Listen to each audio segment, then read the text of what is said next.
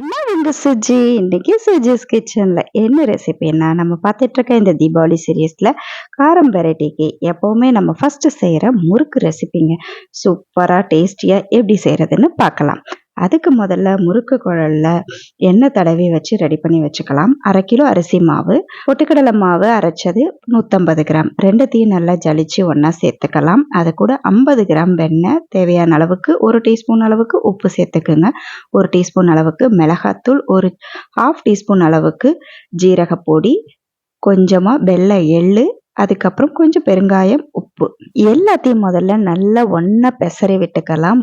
வெண்ணெய் எல்லா இடத்துலையும் படர்ற அளவுக்கு நல்லா பெசறி விட்ட பிறகு கொஞ்சம் கொஞ்சமா தண்ணி தெளிச்சு இந்த மாதிரி இலகுவான பதத்துல பிசைஞ்சு வச்சுக்கோங்க. மேலாப்புல கொஞ்சம் எண்ணெய் தடவி அப்படியே மூடி வச்சிருங்க. மாவு காய வேண்டாம்.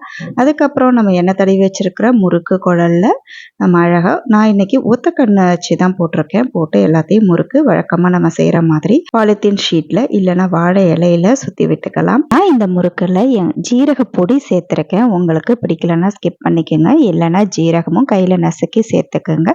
ஓமம் கொஞ்சமும் சேர்த்துக்குங்க. எண்ணெய் பொரியிற சவுண்டு நின்ன உடனே முறுக்கு எண்ணெயில இருந்து வடிச்சு எடுத்தீங்கன்னா கிறிஸ்பியான சூப்பரான முறுக்கு ரெடிங்க.